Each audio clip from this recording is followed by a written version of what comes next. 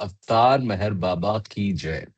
So let's start with how to love God. Raviji, you want to read? Yeah, sure. Jai Avtar Baba. Meher Baba Ki Jai.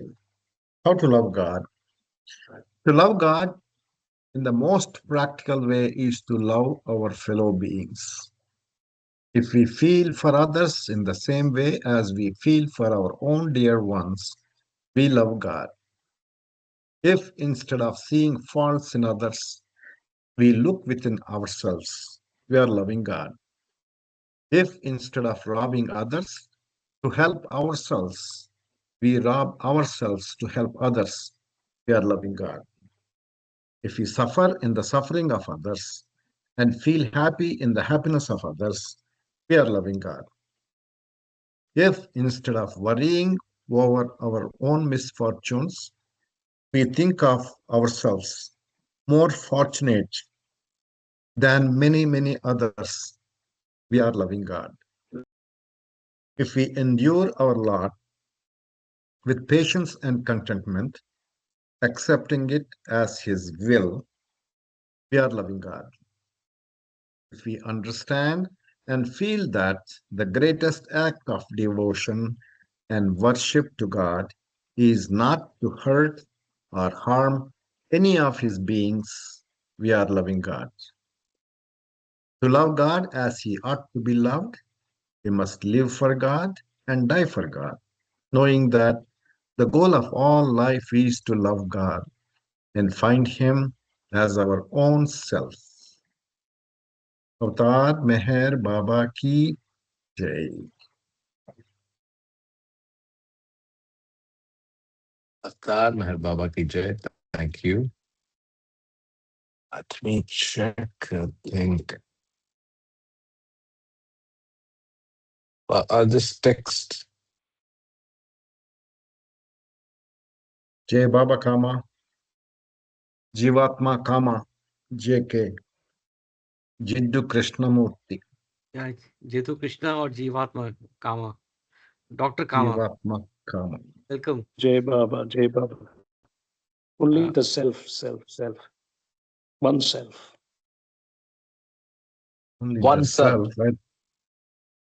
What Oh self? yeah, I should share something very interesting with you guys. I heard a very nice analogy for Jivatma and a very nice analogy also.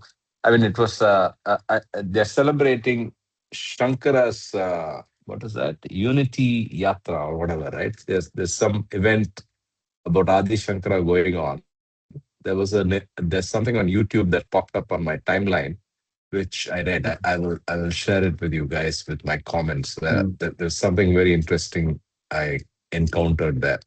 Pure Baba stuff. Okay, sure, so Karthik, sure. can I read?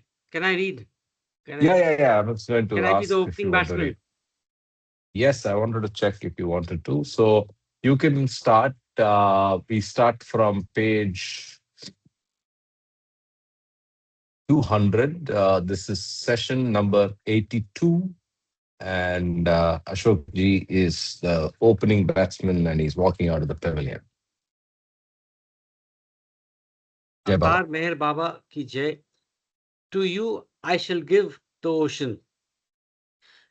Baba, however, told Savak that first he should go back to Bombay and return with Nargis so that he could discuss the matter with her. Baba wanted to know what she thought of Savak's intention of coming to stay permanently with him. Accordingly, a few days later, the couple arrived and Baba immediately broached the subject with Nargis. Savak is coming.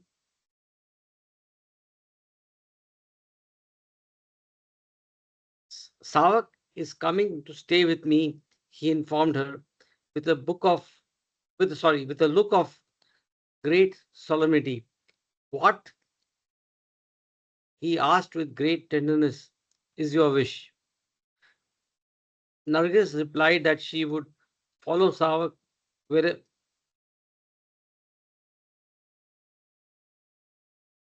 wherever he went and then added simply, "Whatever belongs to me is also yours." Baba looked very pleased. Baba looked very pleased at this response and began giving them instructions for winding up their affairs in Bombay and joining him. When they returned to Bombay, they therefore began selling everything they owned except for a sewing machine which Nargis had Baba's permission to keep. She had used it to stitch the must's clothes and she thought it would be useful. So she asked Baba if they could keep it, and he said yes. So it was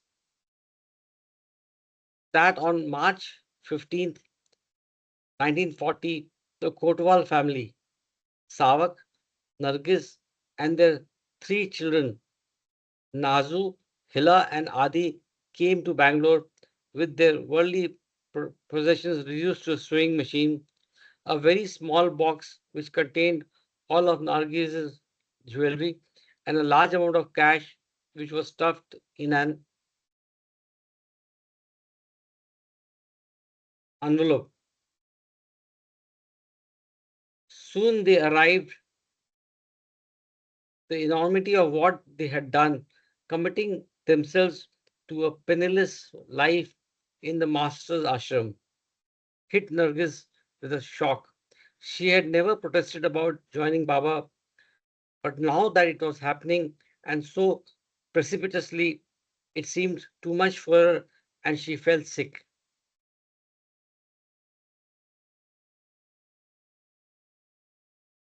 Savak, holding the envelope that contained the proceeds from everything they had sold, wanted to offer it to Baba, but Baba, who touched the money only when it only when giving it to poor or the lepers or the must, gestured that Savak should put it in the pocket of his coat. Then Savak handed over Nargis's jewelry box as well. Baba accepted it with love, but got up from his seat and went to Nargis, who was resting in a room, and gestured. Savak has given me this box. Does it belong to you? Yes, Baba, Nargis replied. It contains all my jewelry. It is all yours. You do whatever you want with it.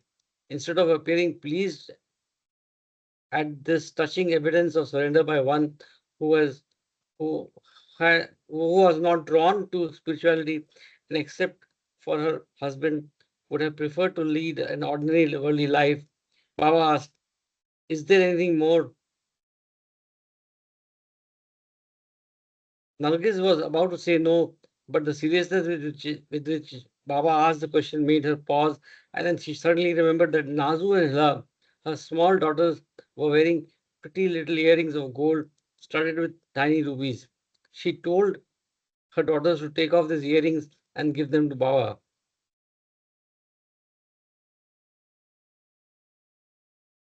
Now, a radiant smile played upon Baba's being face as he held the jewelry box and earrings in his hand. Baba looked at Nargis with great love, and as if in answer to her unvoiced worries about the future, he assured her, "I am pleased with you. From today till the very end, I will see to your children's littlest needs." Then turning to Savak with a proud look, Baba announced, "And to you I shall give the ocean." I take a pause here. So, I mean, this is really a I mean, my thoughts. Can I just express, Karthik? From Sure. a, a worldly responsibility to absolute surrender or real surrender or, complete surrender. It's a real paradigm shift. Anybody So else? if Baba is here today and asks you to do what he is asking the Savak family to do, what would be the reaction of I would do it. I would do it you without do it? any question because ultimately, as Kama has put, this is only a movie. We think that this is mine or that is mine, and I have this, you know, Okay, what about your Nargis? she I'm would also thinking do. for myself. Okay, great. She would also do because, you know, Excellent. uh, I mean, if I can share, some time back, it was needed. She gave all her ornaments and jewelry, and it was needed for something, but she did it. She just gave it away. Excellent. So that's exactly what Baba wants. So now to the clincher. Would you do it without Baba? Would you walk away from what you have, just go and find the next charity that's available, and continue to be completely in the cause of seeking the ocean? That's a tough one. Yeah, that's a tough one. I mean, That's a tough one. I agree. I am in the same spot, right? I'm So being if frank with you. Huh? I mean, I'm not. no, no, I prodded you unnecessarily also, but apologies on that. But quite honestly, I don't think I'm ready for that if Baba is not there, right? Which is a problem because for us, Baba in form or not in form should not make so much of a difference. So that's a little battle for each one of us has to fight and resolve individually. Any other comments from the others? Yeah, I think To JK may do something provocative in response. yeah, yeah. Ravi, what do you think? uh, see, right now we have two thoughts, right? Hmm. One thought is the gross thought.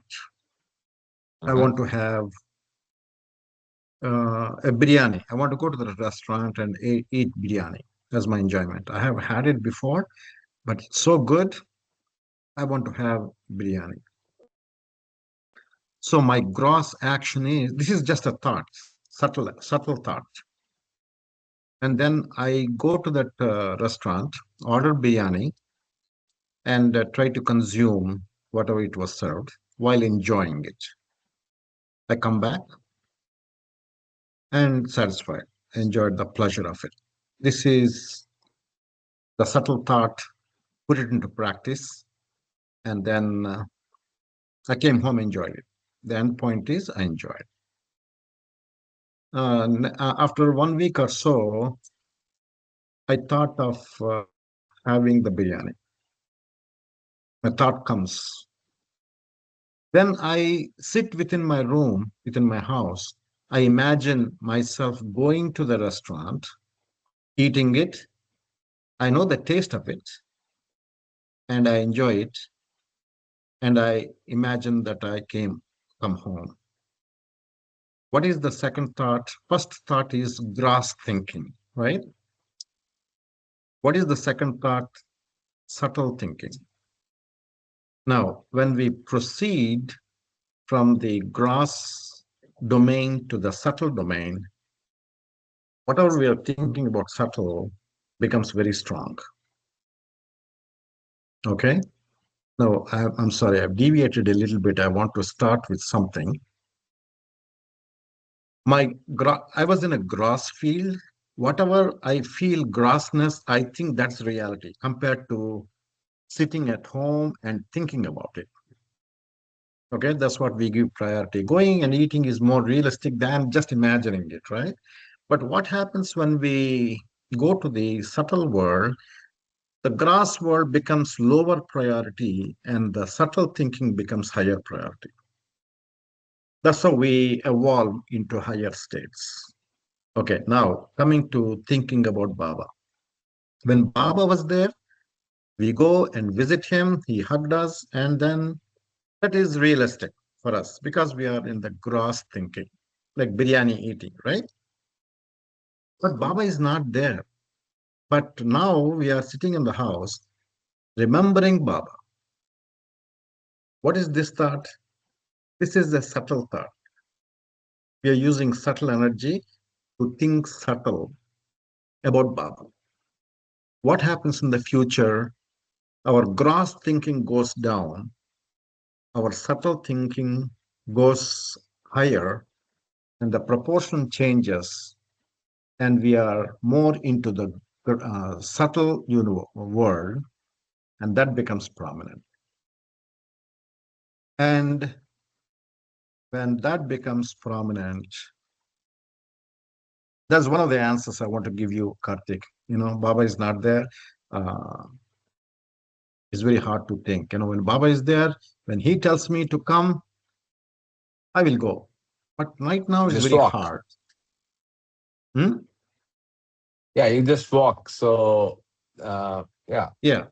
I understand the point about the All right. distinction in the strength of Subtle gross thinking thinking and versus subtle thinking. subtle thing. Yes, Agreed. yes, yes, yes. Okay. So, So as we grow in Baba's love, our subtle thinking become stronger and stronger. The other day, somebody asked me, if Baba gives you a subtle thought, leave everything and come with me. Are you ready to go? Then when the person asked me, I have all these thoughts about my wife, my children, my properties, my granddaughter, all these things, oh my God, I don't know. I'm not sure was my answer. And what happened was the next morning, early morning, I usually do my meditation. And I was talking to Baba, asking Baba, Baba, if you ask me to come, my honest feeling is I'm not ready to come. But I would like to come with you. How can I change from cannot come to I would like to come? You know what the answer intuitively I got? What happens if you drop dead tomorrow? You know, exactly. what happens if I drop dead now? What happens to my wife, my children, my property, my house, my cars, all these things? None, right? Yeah. That thought changed me. Okay, Baba, if you really want me to come, I'll come. I don't care. I feel I'm dead. This is what I want to say. Jai Baba. Hmm. Very interesting. So, I think my response is a little nuanced in the sense that everything is contextual. And we were talking about this last session. I don't know whether it was last Saturday or Sunday. When you say context, it's Jivatma context with spiritual progress process, right? So in that sense, what Baba wants you to do is individualistic in the sense that it's most relevant to uh, your impressions and your progress and your situation. And quite honestly, not one of us can judge the other. And quite honestly, it's your personal uh, battle with your intuition. I say battle because intuition can also be misleading, or it may not be intuition, and it may just be your ego. So getting to the right answer on this question is not easy, but if you can figure it out, it's your answer, and there is no other qualitative adjunct to that. It can't be a right answer or a wrong answer. It's your answer, right? Because Yes, that yes, you're answer right. is based, yeah, that answer is based on your context. Baba has said different things to different people. He told people, hey, don't come to me now. Go back to your life, do this. To others, he said, I will call you at a different time. To others, he said, give me that, like this little girl. Imagine taking those little jewelry from those kids. He had a purpose. Yeah. So it's super contextual and personalized, right? I think that's all I have to say. But given we opened it up, Mamaji and Kama, your comments, please. Quick comments, and we continue.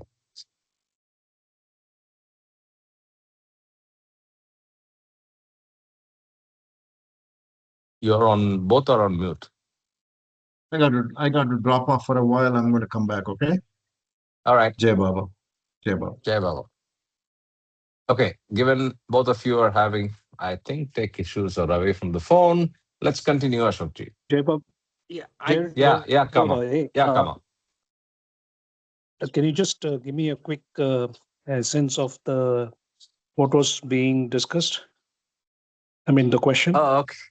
Yeah, the question is very simple. Today, if Baba asks you to drop everything and come, I think the answer is very easy for all of us.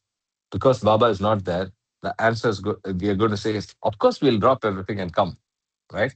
My question was, if in the absence of Baba in form, if you are you are asked, what would you do if this question is posed to you? Drop everything and come, Kama. Drop everything and come and get in the cause of Baba. Find the next charity that you encounter in the next 1 hour and put all the money there and then walk away. Are you ready? But who is saying this? You get a message. From Baba. Yeah. Yes. Message from let's say message from That's Baba. like you look. You have to use a rational mind. The common sense. Yeah. What we know is if you're in the presence of a physical guru, Sadguru, right? Mhm. And if and based on the literature that we know, whenever the guru asks you to do something, you just drop everything and obey the order completely. Correct? Here Yeah. you're saying you get a message, Yeah. which means we are assuming that Because there is no there's no physical physical. master. It's an imagination. You have to. Then it's your mind speaking. Wherever a call comes from, you think it's a lot of people who say a lot of things, but their guru message, message, all. I think, as you rightly said, first you have to be contextual. You have to be practical, and the only exception here to the rule is if the source taking care of your parents need somebody else and physical guru else come to it. Okay. I think your Message audio is thing from bad, but maybe it's my like I said. network as well. No, No, no, no, no. I It's also could because not I'm in the hear him. hills. So can you hear me now? So can you repeat the last Can you 20 can you seconds, please? yes. So what I'm trying to say is that if you have parents, aged parents you have to take care of, and you have a physical guru who asks you to leave everything and come to him, then you know the answer. But if you get a very strong message in your mind, leave everything and come, then you have to use your common sense. And as Karthik said, it's contextual. So you have to be very careful about these kind of messages. Even this question is a little bit you know out of context, I would say. Ambiguous. But Ambiguous. Yeah. I don't disagree. ambiguous. So I think that there are all kinds of questions one can ask for which there is no answer. Then I always feel it's our mind, going, the monkey mind going berserk. So that's how Yeah. I look at Yeah. it. Yeah. Keep it very simple. That's it. Jai Baba. Yeah. Jai Baba. And Mamaji, you did Oh, unmute. yes, So what do you I'm think? hearing. I'm hearing. So I you don't don't have have a any comment. message. I don't have Okay. a message right now. Okay, good. Let's continue, Ashokji. Yeah, yeah. You opened a Pandora's box, I could say. I mean, in this No, no, discussion. no. I mean, it's not a Pandora's box. It's something that we have to deal with every day, right? So when I read this page, I was only thinking, what would I do in that position? And then the next follow up to that was, what would I do given Baba is not in form, right? And that's what started this. Can I take Dare another? say, dare say ambiguous, dare say mind going berserk question. But anyway, Yes. go ahead with your last quick comment and then Yeah, continue yeah. reading, please. There is a saying that do not shirk your responsibilities in one of the Yeah, uh, yeah, absolutely. messages. So, Yeah. that's where the dilemma comes that, I also have some responsibilities that I have to take care of myself and my wife. So we can't just leave it and, No, somehow. even that is a very broad statement, right? So I'll tell you why. I mean, these are things that pass through my head. That's why I'm telling you. So what is the end of responsibility? So your son getting married. What is the end of your responsibility? your wife having enough money to deal with the end of her life, till the end of her life? And is that responsibility a particular quality of life? I don't know. Then let's go further, right? So, Mamaji, what's responsibility for him? I don't know. So it's all super contextual Yeah, yeah. to the personal position in the progress you're making, and that's why I said there's no right answer. It's a personal answer, and we all have to figure it out and battle it out ourselves, Okay. right? Yeah, Baba, I Eh, have one more instance where when Baba was in Dehradun in the 1950s, it's there in Lord Meher, but I'll quickly tell you like that. It was raining very heavily, and then Baba said to one of the mandali, "Go outside, and see if there is somebody there." And so then one of the yes, mandali saw this guy who was. It was raining waiting. and wet, and yeah, he Yeah. was wet actually. He was going somewhere. So they called him in and then asked him, gave him some dry clothes and asked him, "Where are you going?" He said he was going to Rishikesh.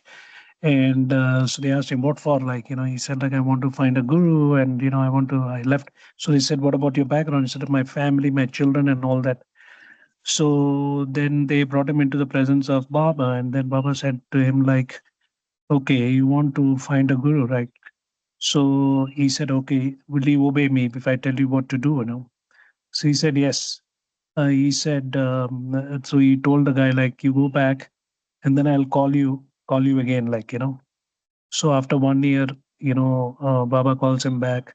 There's a beautiful story about this. Basically, that Volume guy had a 4, deep. same book. We read it. I think maybe you missed that session, but yes, I Okay. remember what you're talking about. Yes, So very, very that's an vividly. example. So that's an Yeah. example of like Personalization. you, Yeah. you can have a deep calling, but that doesn't mean that you have to leave your duties and responsibilities in life. So Baba was Correct. showing by example that you might have some inner calling, but as a human being, you have certain obligations for which you were born for. You can't just drop it off and walk away, So that was what I wanted to say. Jai Baba. So I mean, with due respect to that gentleman in Dehradun, and of course, we cannot. I'm not questioning Baba's decision, but I'm saying that gentleman who went through that process uh, had the good fortune of a perfect master deciphering and making the decision for him. But for that, in his mind, and with his decision making capabilities, viveka, vairagya, mind, intellect, all the faculties that he has command over, he, before he got into meeting with Baba, was convinced that he was doing the right thing. Right? So that's the nature of the hydra headed ego. So even in spirituality, even we may end up taking the wrong decision, and this underlines again the role of a master and the role of the right decision making, right action, and right knowledge, right? Anyway, I think let's continue, Yeah. but No, no, very interesting discussion. one comment, Yeah, one comment about what you just said. yeah, The point here is very clear.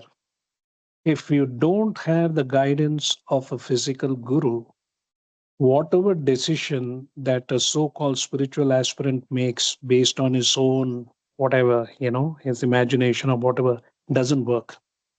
So I think the the the crust of this whole thing is that uh, see, everything is fine tuned. That guy was supposed to meet Baba. Okay, that's part of the divine yeah, that's plan. how it worked. Yeah, So the postulated, just like the universal law of nature is impermanence, the universal law is that without the guidance of a guru, at whatever stage you are, whether you are in the zeroth plane or whether you are in the fifth plane or sixth plane like Aurobindo, you need the guidance of a guru at any point. Just like we have mentors, the child needs the parents. In school, it's the teacher. In college, it's a professor. In the material world, we have mentors. Similarly, in the spiritual world, we need a mentor who is basically a self realized perfect master. Hey, Baba. yeah, Baba. Absolutely. And above all these things, the sanskaras drive you now. So it is not the at the moment decision. So we are bound by our sanskaras, but in front of, or say, with a life guru guiding you, he takes care of the problems of sanskara. But here we have to uh, go through the process only bound by our sanskara, and how we fight it out is individual soul domain. So that's also what comes to my mind. Jai Correct. Baba. Jai Bab. Jai Baba. Uh, just one example comes to, I'm sorry, Karthik, if that's the, you have to balance between spirituality and duality, like a seesaw. And somewhere, and as you rightly said, it's super contextual. It's for each individual for him to decide. Correct. Shall I continue reading? Yes, yes, please, please. Savak's life with Baba reminds me of something Baba once told us in the mid-50s. Beloved Baba was sitting with some of his close ones in the hall at Mehrabad. His shining eyes seemed to miss nothing and no one. During the informal conversation, amidst the laughter and jokes and special intimacy with which Baba always created about him, he suddenly began to convey great spiritual truths to all of us there. With Baba, there was never any distinction between the spiritual and the worldly as there is with ordinary men. This line might be worth underlining. There is some significance to that. With Baba, there was never any distinction between the spiritual and the worldly as there is with ordinary men. On this particular occasion, Baba conveyed, love is a gift from God to man. Obedience is a gift from master to man. Surrender is a gift from man to master. I just read it again. If you Baba conveyed, love is a gift from God to man. Obedience is a gift from master to man. Surrender is a gift from man to master. Long line, but a very good T-shirt line. It's difficult to fit everything in a T-shirt, but Uh, this is But obviously the very good. second line, Mhm. to fathom that second line, it's a bit difficult. Obedience is a Yes, gift from master to man. So yes. master makes man obedient, Obedient. Yes. So the whereas full surrender obedience is and surrender. Yeah. so it is obedience is some sort of a force from the master to the man, making him do things as he wishes. Whereas surrender is a gift from man to master. So it is a total end result where you don't ask the master or follow the dictates of master, but you totally give up everything to the master. So Yep. Jai that Baba, difference we will have to understand between obedience and surrender. And surrender. yeah, Jai Baba, this is basically from Gifts of Love, which is in Everything and Nothing. This is one fourth of, I remember my seven awakenings in that How to Love God. This is Gifts of Love is in that. The gifts of love is part of that everything and nothing, where basically more than love is obedience, more than obedience is surrender, more than surrender is sacrifice. So, love is a gift from God to man. So if you extrapolate it to discourses on the chapter of love, you know that thing. Pure love is the gift of the perfect master. Unless the unless we get rid of the five infatuation, lust, greed, anger, jealousy, and I added fear and worry, like the seven deadly sins, then only the gift of pure love descends from the perfect master through the spiritual aspirant. Now, actually, this obedience is a gift from man to master. I think surrender is a gift from man to master. I have to check that. Uh, Karthik, can you check that everything and nothing gifts of love and see whether this is the right quote? Sure, I can do that. I will check that in parallel. Kama, Yeah, are you anyway. saying that it should be obedience is a gift from man to master? Oh, Yes, then that's what I was thinking. It's we have to write to them and change it. Like, hold on, I'm looking at it here. Um, um, Okay, anyway, let me also I'll check. continue. see, it's here. I've got it here. Gifts of love. Greater than love is obedience. Greater than obedience is surrender. Love is a gift from God to man. Obedience is a gift from master to man. Surrender is a gift from man to master. Okay. So even being obedient to the master, you need the the blessing of the master. Then only you will be able to surrender, which is why it probably says surrender is a gift from man to master. There are many different ways of interpreting it. Anyway, yeah, Yeah, Baba. yeah, this is very pregnant with possibilities of interpretation. And and also the interpretation of the very meaning of the two words. How, I mean, not meaning, the difference. What is obedience? What is surrender? Is something that we need to explore, meditate upon, and understand clearly. But obviously, there is one portion of that that comes clearly from the master when the disciple is ready, and another portion is the response of the disciple to the master. And of course, firstly, God gives everybody love. Right? I think that's in what. this See, context, I think the point here is very simple. Without, see, that is why the first line is greater than love is obedience, greater than obedience is surrender, and actually greater than surrender is sacrifice. But Mm. so what we see here is without love, without the gift of pure love from the master to the aspirant, you can't have that kind of obedience.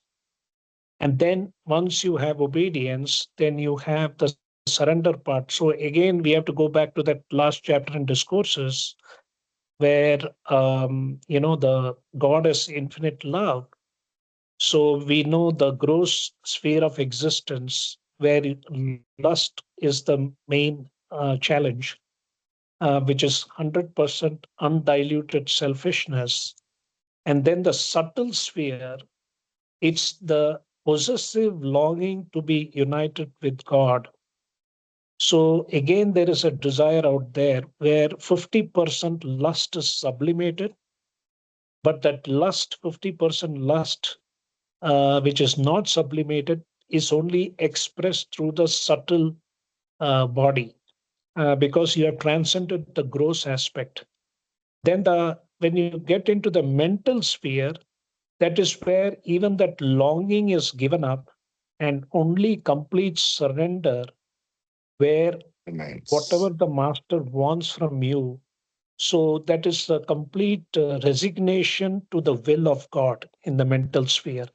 That is what is surrender, from my understanding. Jai Baba. and one aspect which comes to my mind, we say obedience is gift from master to man.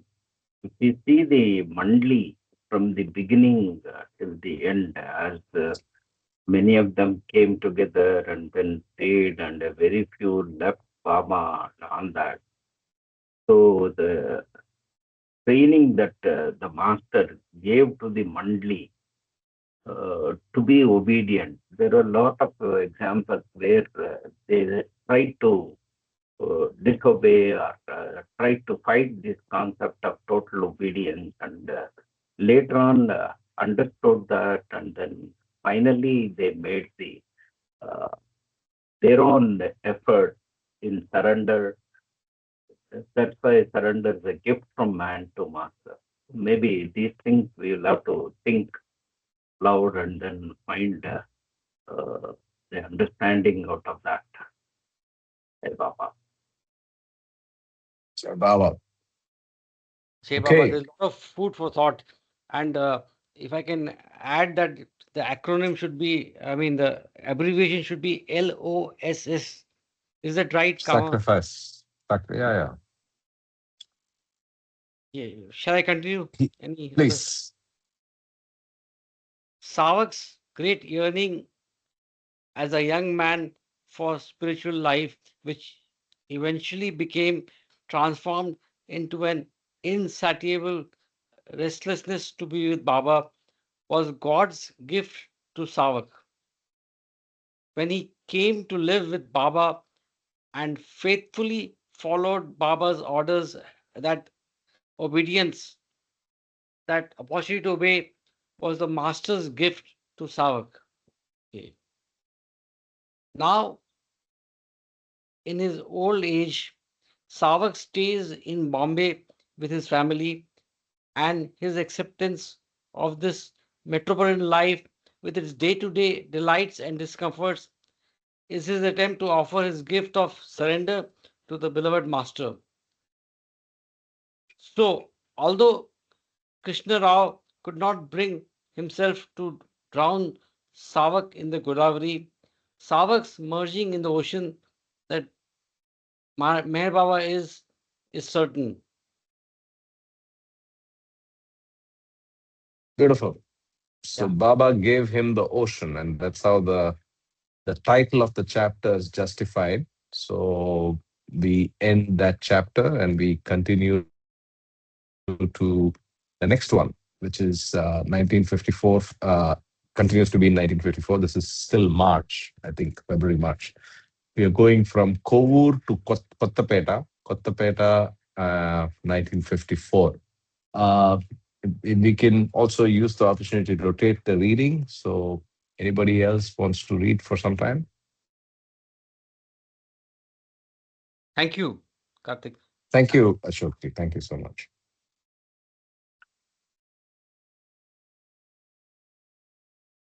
I'm not Okay, able then, to. yeah. What is that? You want to read? No, I'm not able to continuously read. Okay, somebody can. Okay, I will take it up for some time. So I have a question here. But I think Ravi is away. He's said he's stepping out and come back in a bit. I think there's another town called Kotta Kota. I don't know if Kotta Kota and Kottapeta are the same. Both are. I mean, Kotta Kota has a Baba Center. So anyway, we'll find out. Kovur to Kottapeta. I think it's Kottapeta, or it may be Kottapeta because there are two T's. 1954, Part 10. Baba's darshan is ever new. On the morning of February 27, as Meher Baba's launch approached the Kovur bank of the Godavari, the Mandali noticed a large crowd eagerly waiting to greet Baba. Another day of darshan had begun, another day of artis and addresses, crowded programs, and whirlwind house visits. And yet, every day of Baba's darshan tour was different. Just as each sunrise has a unique and charming design, unfurled through the combination of colors at the horizon, inspiring birds to chirp, filling the air with song, so too the radiating presence of Baba's love at each program was reflected differently and could be seen in the devotion filled eyes of the crowds and their enthusiasm in welcoming the avatar in their midst.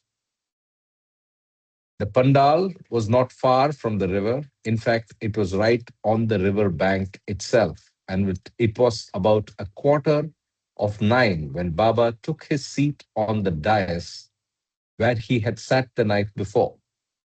His presence pervaded the assembly like soft, luminous clouds, and all seemed to be overwhelmed with a profound feeling of adoration. The program was inaugurated by offering Aarti to Baba. This was followed by the reading of Baba's three messages in Telugu. The English translations were also distributed to the public. Then a welcome address on behalf of the Kovur Meher Center was read out. After this, Baba, as he did at most darshan programs, left the dais and sat on the ground to express his oneness with the masses. Perhaps this was also one of his ways of giving a spiritual push to those assembled to help them feel his loving companionship with them. Before the darshan began, Baba had it announced that everyone should simply come with love to receive his prasad of love and then quickly move on so all could avail themselves of this opportunity. None should take the time to garland him or bow down to him or even stop in front of him. All were asked to keep moving. As the people filed by and received their share of prasad, they would quickly look up to gaze at Baba's luminous face and then reverentially revert their gaze to his feet. Even those who had come purely out of curiosity found it hard not to feel their hearts moved, at least for those moments in his presence. After 2 hours of this rapid yet heart stirring dispensation of divine love, Baba left the pandal.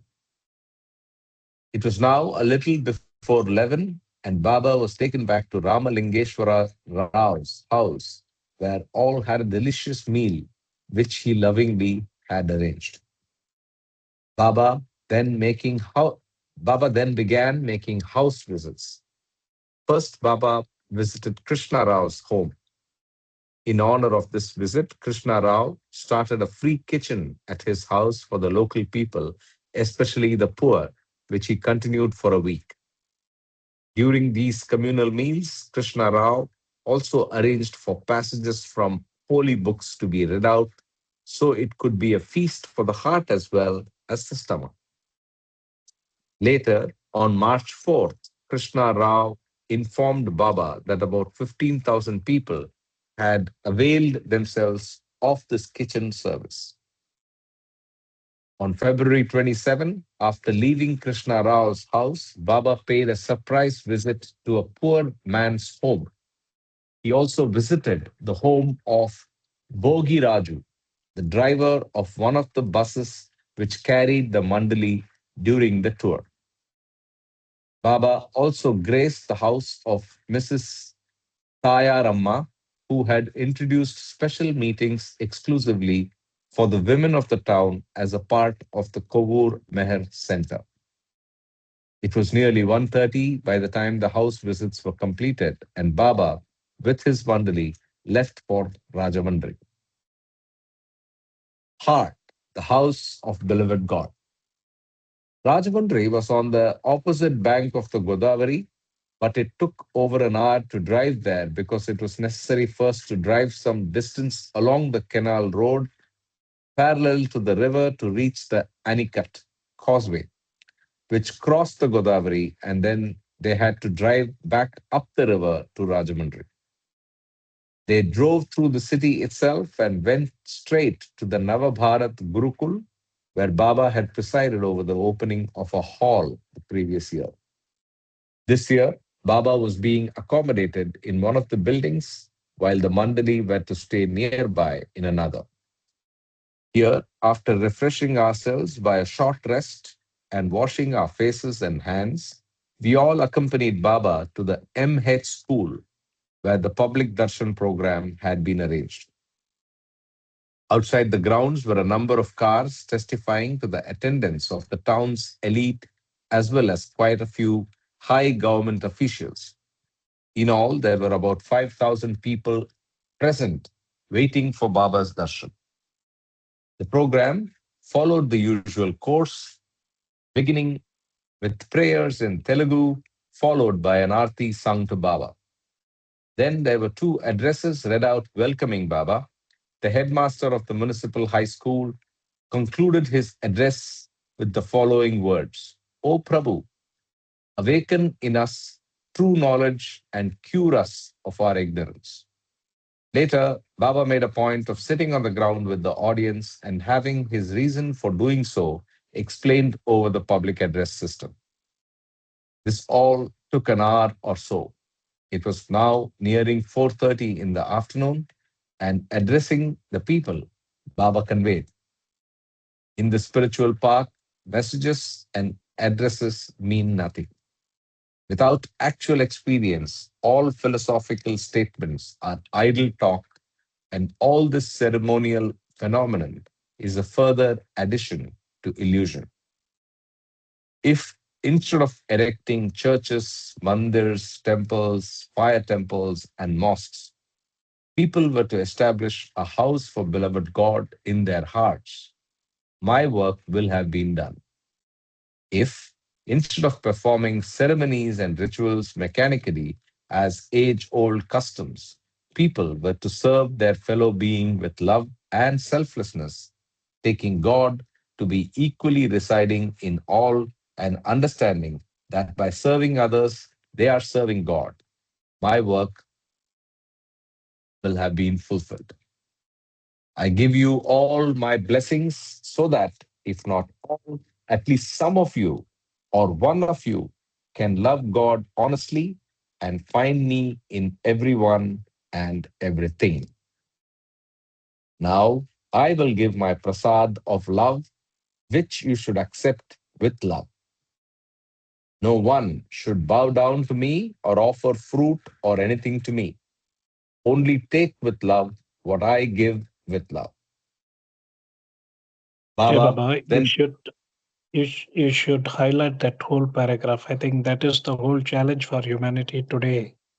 With all these temples, new temples being built here and there, maybe it's a good start, but the essence of this is like you have to drop off all these things. Yeah, Correct? yeah. That's why Baba came. Baba came to for us to do that. Karthik, if I may suggest, even the starting, that the title of this session is that Baba's heart, something about heart. Sorry, that the starting of this session. That's heart, the house of beloved Baba, beloved That's the God. title. Yeah, yeah, That's also worth underlining, or at least keeping in our minds. yeah. Sure, I can underline it. Uh, I mean, just suggesting here. Yeah, yeah, yeah. This Okay, heart house of God plays a major role in our spiritual journey. See, where Absolutely. is God? Where is God? The closest is our own heart. Yes. That plays a major role in our how you experience Baba, Relate, feel Baba. relate to God. Yes. Mhm. Okay, let's continue. Baba then proceeded to distribute prasad for a little over 2 hours. The speed with which Baba handed out the prasad was amazing, and yet there was a graceful elegance to Baba's movements. His attention seemed so totally concentrated on each person filing by, that it was as if Baba was experiencing himself in all. Wow. As such, those who received the prasad felt his love and appreciation of them, irrespective of their individual weaknesses or failings. Most of those present received prasad and it was Baba's intention to stay until he had given it to all.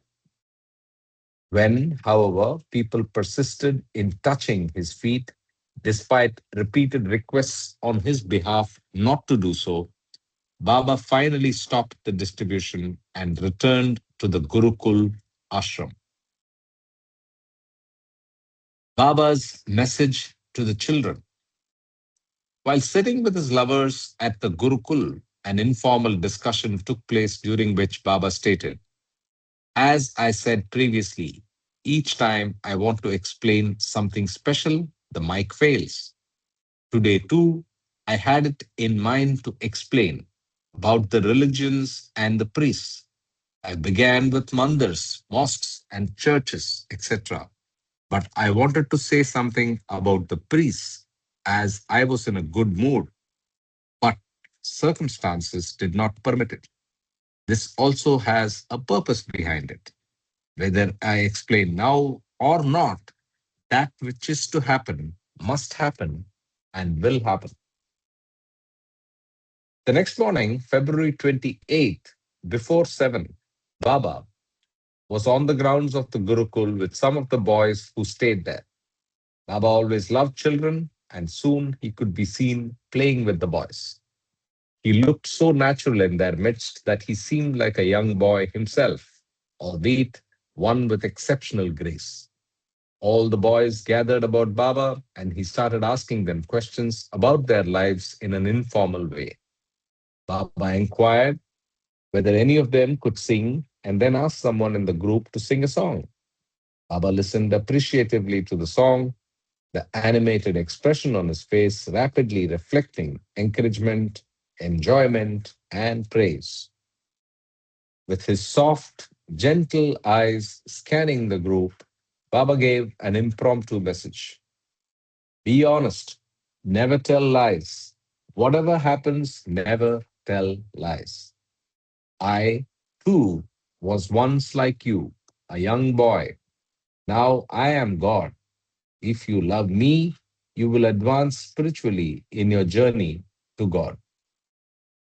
Respect your teachers, respect your principal, do your studies, attend to your studies, but every day, at least once, remember me.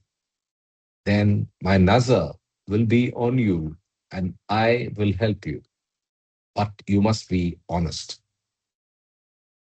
Then Baba asked who would follow this exhortation, and most of the boys raised their hands. Baba looked pleased. Depending on the circumstances, Baba could be disarmingly simple or puzzlingly enigmatic, but in no case could he hide his unconditional love. Baba now began throwing apples to the boys, making a game out of it by looking one way and tossing the apple in another. Once a boy caught an apple, he was to step back and let others have a chance. In this natural way, Baba focused the boys' attention on himself and enabled them to receive his prasad, a taste of his presence, without any intellectual thoughts about its significance. Deshmukh, Gadekar, and Madan Arora were called by Baba a little before 7:30 for his farewell embrace, since they all had to return to their homes to resume their work. As always, such occasions were bittersweet, but the sorrow of leaving was leavened with the happy memories of Baba's companionship, which each had just enjoyed. When one departed from Baba's incomparable presence, the welling of tears and their gradual disappearance as well fueled one's longing to see him and be with him again at the first opportunity. Gadekar, who was very sensitive, was smiling grimly in an effort to hold back his tears. Each time Baba turned his attention to him, Gadekar's smile widened while his unshed tears mounted higher. Baba's delicate long hands were at last held out to each to embrace them, and with his touch, each burst into tears. Sad Yet happy, Gadekar, Deshmukh, and Madan prepared to leave for the railway station, already looking forward to their next chance to be with their beloved Baba. Incidentally, with Madan's departure for Delhi, the filming of Baba's Andhra visit concluded. A little later, Baba's local host, T. Ullayya, came to inform Baba that the wife of the president of the Gurukul earnestly wished to see Baba, but being ill, could not come. She asked for Baba's blessings. Baba replied, unless one loses oneself in the beloved, one cannot be said to be a true devotee. In loving God, there can be no compromise. One of God's aspects is infinite honesty, and unless we love God honestly from the core of our heart, we cannot find Him.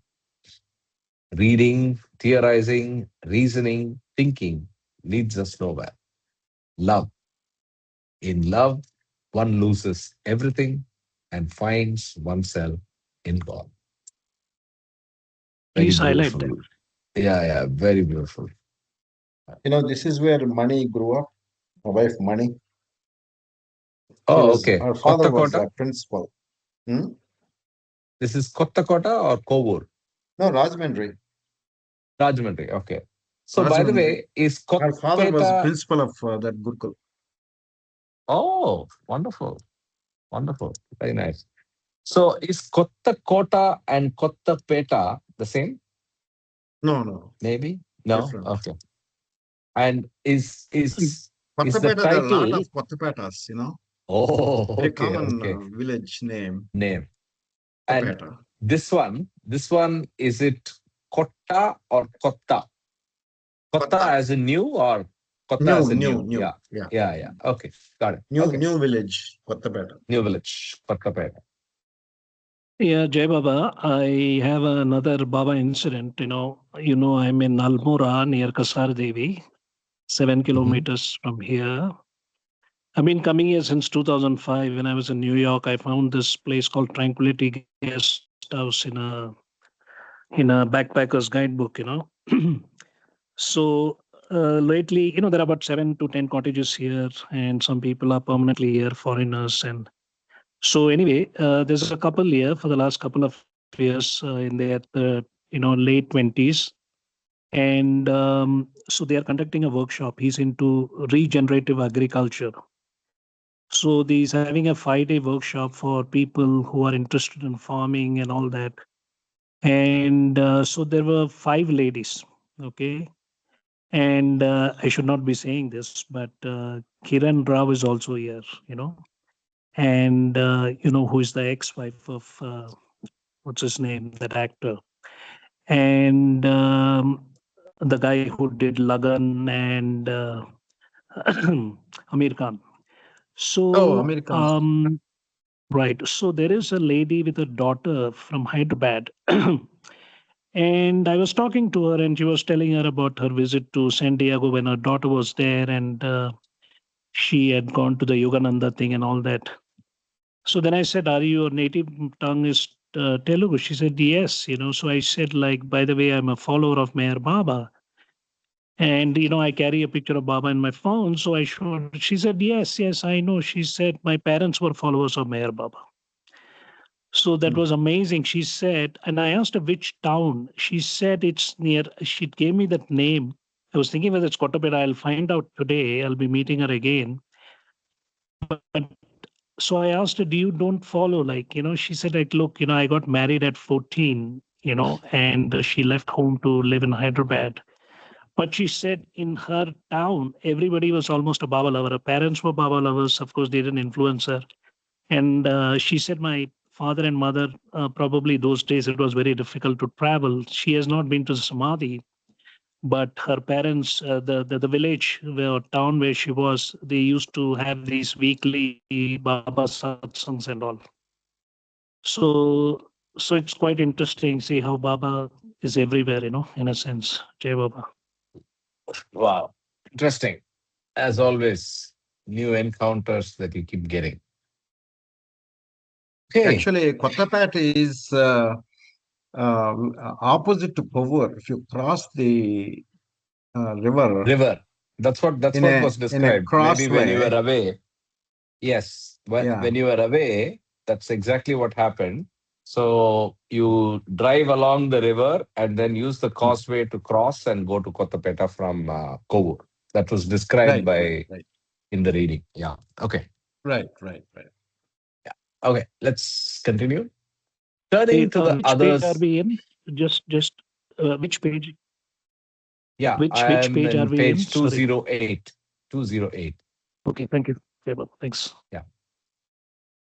Turning to the, by the way, if you're using the book, it's 208 of volume 6.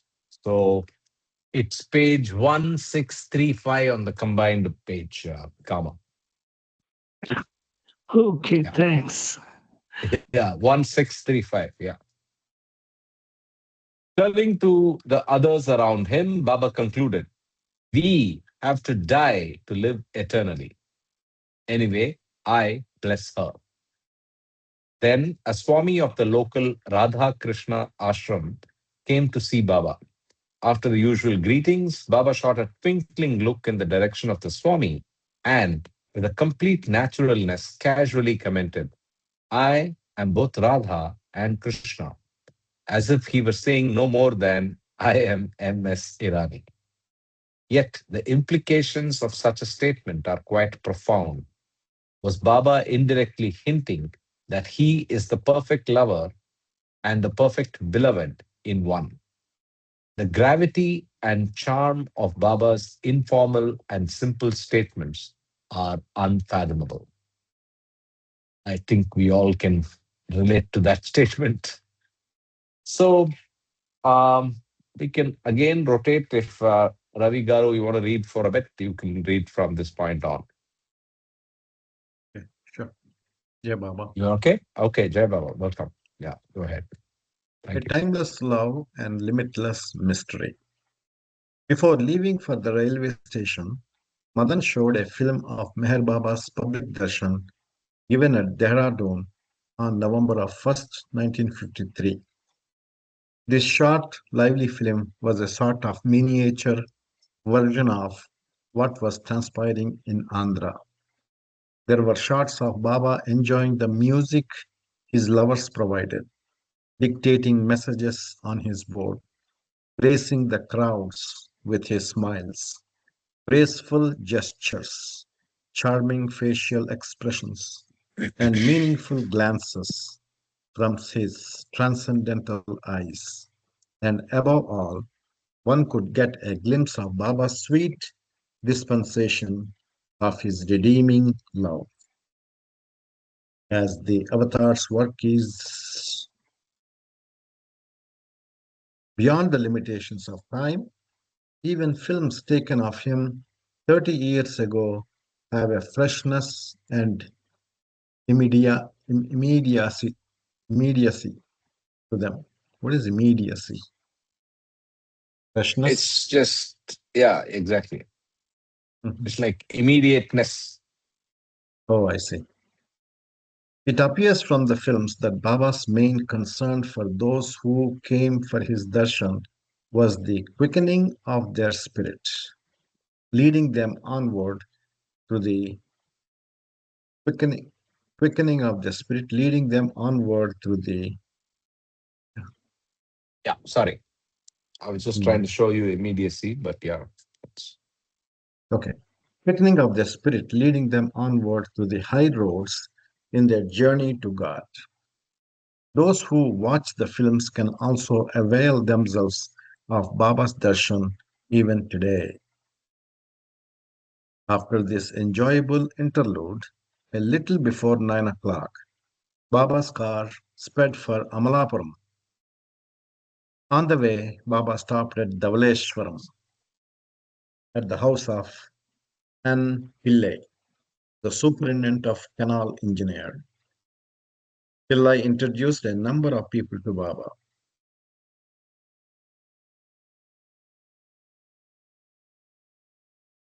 including those working in his office. Baba then suggested that Pillai should introduce his family members to him.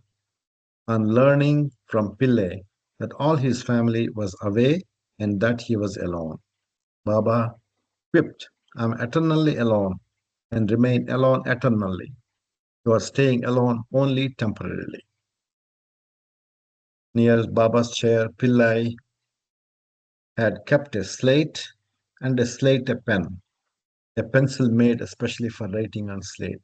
So Baba could write a message if he so wished. It seems he wasn't aware that Baba had stopped writing since January 1st, 1927. Baba, however, was in a playful mood, and to the surprise of those watching, he picked up the slate and pen and began playing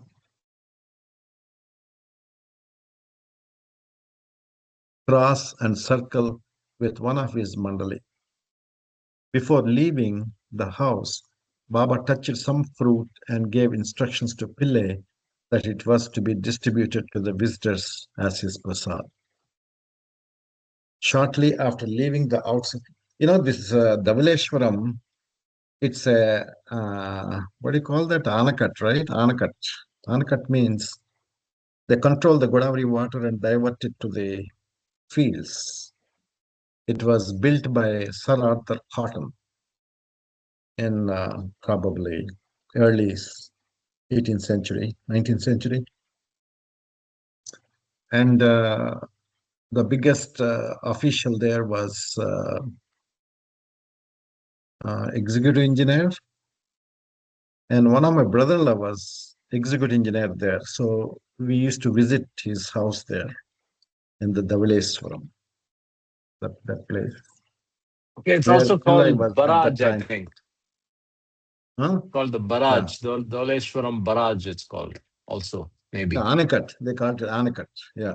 Yeah, anakat was the word that was also described. I mean, that was equated to causeway. So Hmm. anyway, yeah. Yeah. Yeah. So I'll just show you Shortly, where all these. One second, I'll just show sure. you where all these Yeah. parts are. So this is Dholeshwaram barrage. I think the same as Hmm. the causeway. Yeah, that bridge there. Yeah. Yeah, here. And so it controls irrigation to the farms from the river, is it? So Mm-hmm. this is the river, I think. No, that's the coast. Okay, so it's the delta region. This Okay, is okay, this okay, is okay. the ocean. Yeah, From yeah, yeah, yeah. there, I get it. Yeah. the Godavari splits into two: Vasishtha Godavari Yes, and Gautami Godavari. you can see that. And Yeah, you can see that here. Yeah. Mani's village is very close to Amalapuram, actually. Okay, okay, okay. And that's So, the name of Rajamandri, is it? Rajamahendravaram. yeah, New Rajamandri. They name call it maybe. Rajamandri. Yeah, new Yeah. name. Yeah. Okay. Originally, So it was Kovur is here. Rajamahendravaram. So yeah, so if Mhm. you see here, Kovur is here. So from Kovur, you cross over to Rajamundry, probably through the causeway Rajamahendravaram. here. Here, this is the And very causeway. close to that, Rajamahendravaram, Kottapet. Okay, Kottapeta. Okay. If you enlarge And it, all, near yeah, Dhavaleshwaram. Dhavaleshwaram. Where is Dhavaleshwaram? Dhavaleshwaram is here. Dhavaleshwaram is here. Dhavaleshwaram. Yeah, very close And to Dhavaleshwaram is Kottapet. Kottapeta. Okay. Burri Lanka. And then I saw another place which is Mandapeta. Kadiyam. Mandapeta is where the new Mandapeta is that center. guy is there. Yeah, there. yeah. That's here. That's here. Mandapeta. Who claimed that he was a Mandapet. perfect master. Yeah. Who claims continuous? Yeah, whatever. Yes. Okay. Let's go back. Yeah. Shortly after leaving the outskirts of the town, Baba gestured that he was feeling hungry, and so Dharmarao stopped at a small village. Meherji Karkarya told Baba that they had some cheese and biscuits with them. But Baba wanted rice and dal. Okay, this is a very interesting story. Baba wanted rice and dal. While this discussion was going on, the Manlis bus arrived, and Meherji went and told Chagan of Baba's wish. Chagan immediately got to the kerosene stove and out of bus and began warming up some dal, which he had with him. But he had no cooked rice. Baba repeated his wish for rice, so that Mandli began asking for it at some places in the village, but they could not get it anywhere. Finally, Baba instructed Dharma Rao proceed to the next village, Babbar Lanka. This is these are all very familiar So to me. Babbar I Lanka, think very beautiful, just like Kerala, it's full of coconut trees everywhere, very okay. fertile, Yeah, Delta region. and it is known for the saris, I think, Babbar Lanka First, saris. okay. So Bubbar Lanka. So Bubbar Lanka is right in the middle of the one of the tributaries, one of the splits. This is what is Yeah. showing as Bubbar Lanka. Uh, No, Interesting. no, no, no. Okay, That's not. That's not. that's not okay. No, it ends in Amalapuram. On the way to see, this is go back. Yeah, this is Bubbar Lanka according to Google. Okay. Okay, never mind. So Bubbar Yeah, Lanka is yeah, probably. basically Yeah, Atreyapuram Mandal located in West Godavari. So yeah. you're right there, but maybe the East location. Godavari. East. Atreyapuram is here. E- yeah, Atreyapuram is Atre the Godavari. Mandal. Mandal is basically a group of villages. Yeah. Yeah. Oh, last time See, we see, heard of see here, Kottapet, Raulapalam. See, come below here, Raulapalam there, and then below is Kottapeta. Raulupalam, Kottapeta. Here. Yeah, Yeah. right, right, right. Yeah. Like you said, coconut trees. The whole thing is Yeah, very see, scenic. there's a Scenic. place. Very scenic. My sister lives there, something called Pullitukuru. Pullitukuru. We Okay. go there every Okay. time we go. Okay. See, Kottapeta, um, Raulapalam, the other side, I think. You have to go to the other side. Raleigh, Raulapalam, Raleigh, Kottapeta. Okay. Well, geography and You have to go to the other Pelam, side, Kottapeta. Kottapelam. Mm. Ravi, you got to take us on a tour on this because this is Very, all very, very actually, very beautiful, very fertile exotic place. place. All over fields, mostly coconut trees. Wow. It's like Kerala. The place is like Kerala. Interesting. Interesting. This is Gopalpuram. Gopalapuram is here. Yeah. Ramachandrapuram. So Yeah. what? Yeah. What are you looking for? What's the name of the town? Well, that's enough. Wherever you go. There's Ah, there's yeah, yeah, nothing there. exactly. Exactly. Exactly. Exactly. But- Let's go back.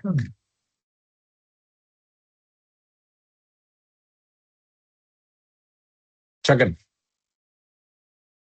So Chagan hurriedly had to pack all his cooking equipment back into the bus, and once again they were off.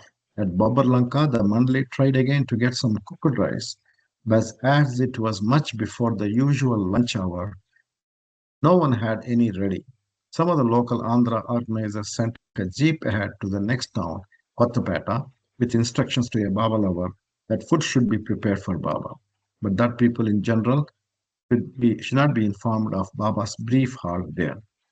Meanwhile, K. Sastri, that is Kudumba Sastri, happened to spot a woman some distance away outside a small thatched hut.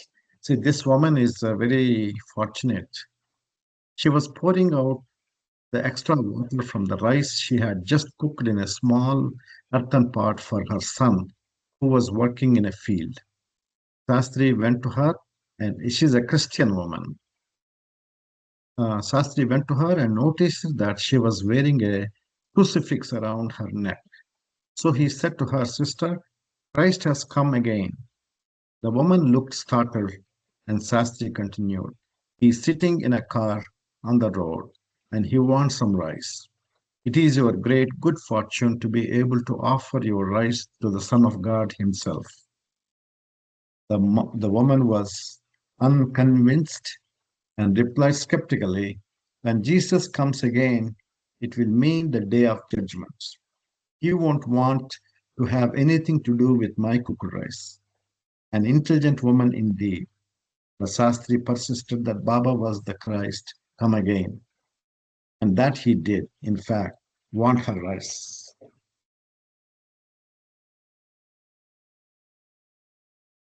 Finally, although still dubious about the whole thing, the woman allowed herself to be led to Baba's car. Perhaps part of her reluctance was her shyness to offer such a simple, rustic meal to one who might be the Christ.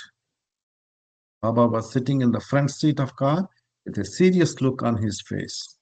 He had one foot propped up against the dashboard. The door of the car was open and some people approached for Baba's darshan. But Baba seemed withdrawn in a pensive mood, and it was obvious that he did not want to meet others just then. Perhaps he was absorbed in some special spiritual work. So people stood around the car, watching Baba with reverence and awe. When Shastri came with the old woman, Baba snapped out of his work mood and was his usual lively self. The Mandali took the pot of rice and mixed some of the dal with it and gave it to Baba to eat. Baba only took a morsel or two and then gave the rest to the woman as his love gift. Baba also embraced the old woman with love and gesture, touching the tip of his middle finger to his forehead. That she was very fortunate to have been able to offer him food and that she had been really blessed. Baba's touch affected the woman and she wept with overwhelming joy. Perhaps she had earnestly been longing to meet her beloved Jesus for lifetimes, and so the Ancient One. Maybe there is a mistake here. Is forehead or forehead? Probably, yeah, that's what I got confused, Mamaji. Yeah. Uh, Hearing the cry of her heart had purposefully come that way and under the pretext of being hungry fulfilled her wish. In recent years, quite a few in the West who love Jesus have marvelously recognized in Baba the second coming of Christ. Meher Baba, as a God man, the avatar, lives a life of timeless love, a life of limitless mystery. Drink coconut water, your heart's content. The avatar has numerous moods depending on his inner spiritual work. He is not just peaceful, for him has in him restlessness, fun and fight too. At times he is like a soft cooling breeze, but on rare occasions he can be a mighty hurricane.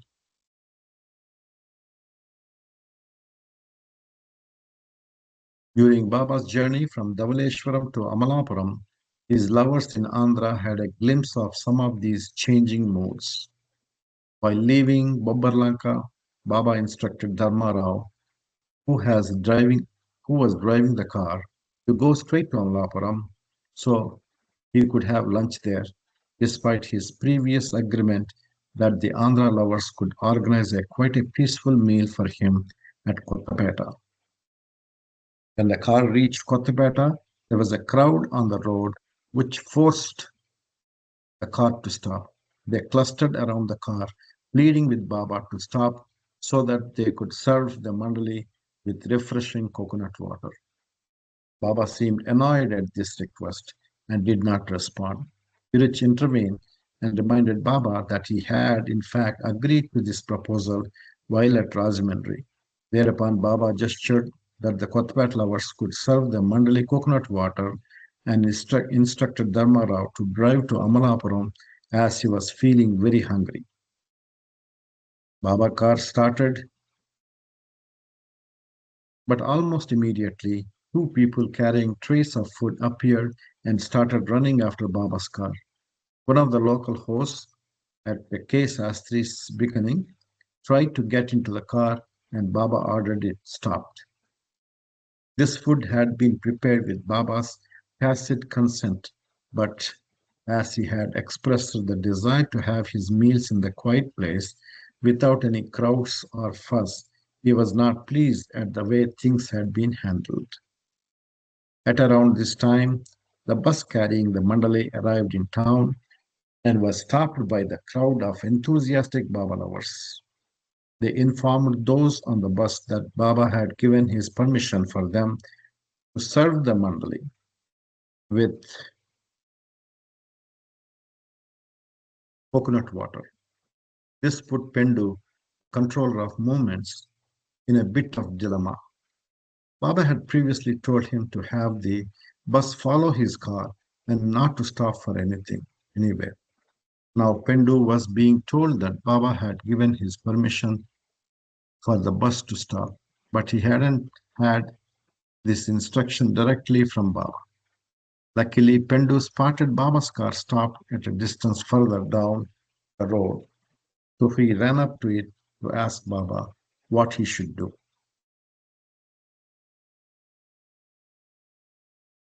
There were many people surrounding the car and much confusion. On top of this, Baba seemed to be in a distant and uncommunicative mood, and Pendu could not get any answer to his questions. In Gujarati, Irich informed Pendu that Baba had not been in a mood to reply readily to anything since that morning. Hearing this, Baba, to Irich's surprise, got down from the car and walked over to a nearby house and sat on the veranda, remarking, I am feeling hungry and you, Mandali, are after coconut water. I gave orders that we should go straight to the Amalapuram if no one obeys. Now you can all drink coconut water to your heart's content. Looking at Pendu, Baba added, in fact, I order every one of you to drink the water from 4 coconuts. Pendu knew that Baba was displeased at his question, so he stood there silently, but Baba repeated, go on, hurry.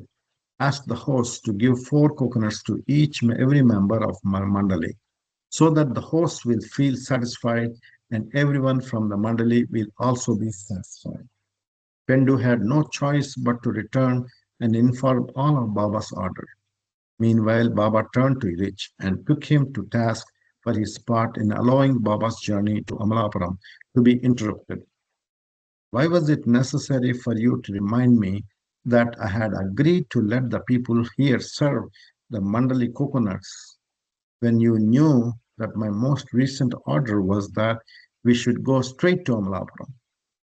Rich kept quiet. Oh my God. I'm trying to think. Rich situation. Yeah, Most of the Andhra lovers. Naz Huh? and Niaz. Naz and Niaz, right? Yeah. So suddenly, a whimsical behavior and a spot of anger from the beloved. But Erich takes it like one should take it from the beloved. Amazing. Hmm. Most of the Andhra lovers had never seen Baba in such a mood before and didn't know what to make of it. The Mandali, who had been with Baba for years, had the conviction that there was some deep meaning in Baba's every action or order. So they accepted all he said or did in spirit of surrender to his will. But those who were new and had preconceived notions about what or how the avatar should behave found it hard to understand Baba's giving conflicting orders or reprimanding the Mandali for no fault of their own. They were stunned and stood by silently.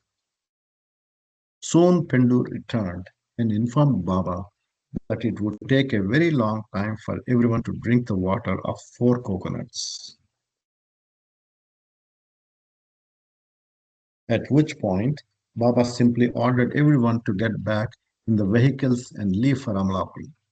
Baba then turned to Dharma Rao and ordered him to drive as fast as possible. Yet before reaching there, Baba had Dharma Rao stop and call the Mandali and the others to him. Perhaps knowing the confusion his behavior had caused in the minds of some of his Andhra lovers, Baba explained. Today, Baba got up and left his room very early in the morning. After a long time, he felt hungry, but he couldn't get anything to eat. A jeep was sent ahead to arrange for my meal at Kottapad and to see that there was no crowd. But what happened at Kottapad was just the opposite of what I had expected, and I could not take my meal there as planned. Now let us go to Amla. But only 5 or 10 minutes later, a little before noon, Baba again had Dharma Rao stop and the others gathered around. Baba gestured to Dharma Rao that he should tell everyone what had happened during the brief stretch. Dharma Rao explained that while driving faster than usual, because Baba was in such a hurry, he had somehow dozed off. The car began to swerve off the road and would have plunged into canal which ran parallel to it, except for Baba's quickly grabbing the hand and pulling the steering wheel in the opposite direction. Some in the car seemed shaken by their narrow escape. Baba, on the other hand, seemed exhilarated by it. His earlier mood was displeasure was gone and with his usual good humor. Baba joked that the narrowly erected accident had served the purpose of ensuring that Dharma Rao became wide awake.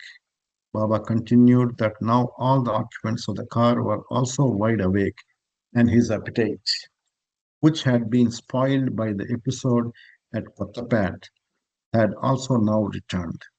Baba concluded that now they should proceed to Amalapuram and turning to Sastri, ordered him to be sure that a good meal was served as soon as they got there. Wow.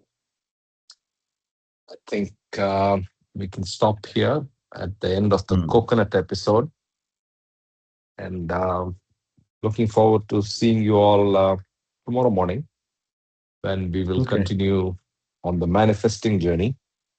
Any closing remarks or thoughts from anybody before we wrap up? We had a beautiful session. I mean, a lot of learnings in today's session. Indeed, indeed. A lot of Hmm. Yeah. things to think about and Yes. learn on these personal accounts that we see. And your uh, comment that it is super contextual. So that's a food for thought. A lot of things to think about. A lot of things to Correct. ponder on, and interesting. I am learning every day. Yes. As are all of us. We are And all they, learning. somebody on Yes. love and मामा जी क्या क्या बोले क्या what did you क्या and also it made us think so much and also continue thinking on the aspect of love, obedience, and surrender. Surrender. Hmm. yes, Yes. and sacrifice. Hmm. So Yes, so that those two three lines they say in Hindi is Gagar mein sagar. That means lot of content in these three lines. I mean, lot of punch, a lot of potential in that three lines. yes, Yes. Again, there was a line in the previous chapter, right? Baba says the most profound things in most simple words, and you'll almost miss it, or you may take it for granted, but it is very, very profound. Like, yeah, Yeah, that's it's always very his style. yeah, it's very deep. Yeah. Thank you. Yes. Thank you so Thank much, you, Jay Baba, everybody. the only thing, Jay Baba. one last comment. The only thing we have to remember is there's nothing like learning, unlearning the Hmm. ignorance. Very important to use the right words. Second thing is Yes. you're already free. You have full and complete consciousness. You have dissolved the sanskaras. That's the only game in town. Jai Baba. Baba. Reality check from JK. Okay, on that note, everybody have a great Saturday, and let's look forward to seeing you all tomorrow as we take on Bhav. Avtar Yep. Meher Baba Meher ki jai. Baba ki jai. Avtar Meher Baba ki jai. Ki jai. Avtar Meher Avtar Baba Meher Baba ki jai. ki jai.